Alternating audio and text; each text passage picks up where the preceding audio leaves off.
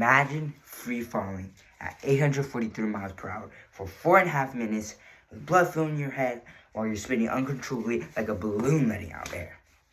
Meet Felix Baumgartner, a professional Austrian skydiver. According to the Guinness World Records article, a giant balloon as tall as a Statue of Liberty carried Felix inside a capsule up 39,000 meters high. And during the dive, Felix reached a speed of 1,357 kilometers per hour, also 843 miles per hour. Today, I will inform you guys on October 14th, 2012, the day Felix Baumgartner jumped from space. First, I'll explain who Felix Baumgartner is and why he decided to do the jump. Then we will discuss the risks and the dangers of doing the jump. Finally, I'll explain the entire process to you, of the jump.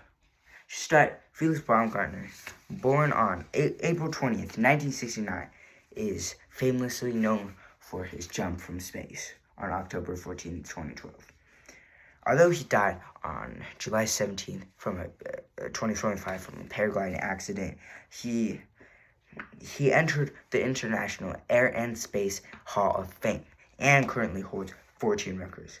Besides jumping from space, he also loved to do many other intense activities. And according to Red Bull, he took memorable moments at being a parachutist and a base jumper, race car driver, commercial, and aerobic helicopter pilot. Later in his 30s, he broke many records, like the highest parachute jump, the lowest base jump, and many more. However, this was not enough for him. He wanted to break more records, even crazier records. He wanted to be the first person to break the sound barrier faster than the fastest car. And he was also paid $2 million to do that by Red Bull. Now that I've informed you guys about who Felix is and why he decided to do the jump, I'd like to explain y'all the risks and dangers of the jump and how he prepared for this. Of course, there are many dangers. According to the Guardian, his team identified 16 risks, 16 that had to be overcome in order for the record attempt to succeed. Like, what if his super nub or got torn apart by the wind? Like, shouldn't it be hard to breathe? Like, what if he got a heart attack? I mean, I probably would. I get ones from the park, like Disneyland, the roller things.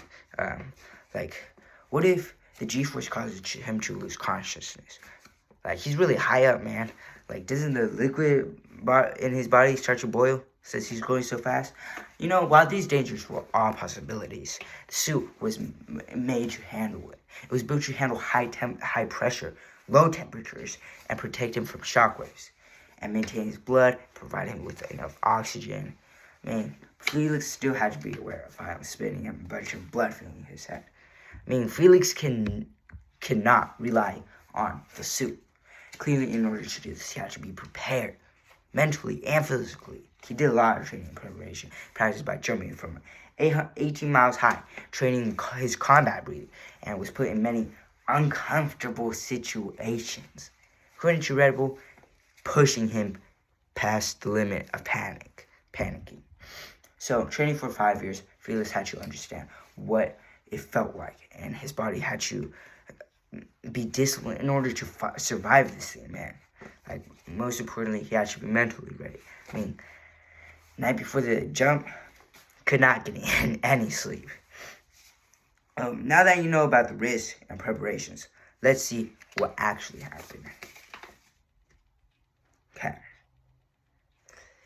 On the day of the jump, Felix squeezed into the balloon, and it lifted him off from New Mexico up to 128,000 feet high.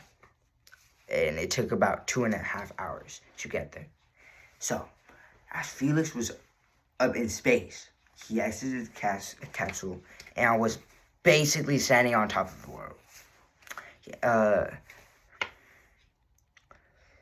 According to Red Bull, he said something like, "Hey, I'm coming home now.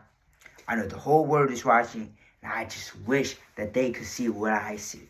I mean, up there, the sky was black. It was not blue. And he said something like, you gotta be high enough to, sometimes you gotta be high enough to understand how small you really are. Yeah.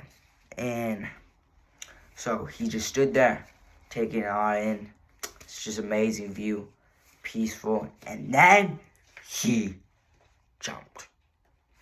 So, in the beginning of the session, he was like spinning, but somehow he kind of controlled it for some reason. And then after half a minute, he reached 750 miles per hour and was getting shockwaves, but his suit kind of protected him from that.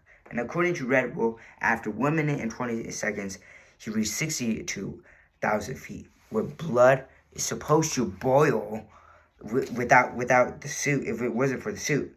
And then when he reached 34,000 feet, the suit depressurized.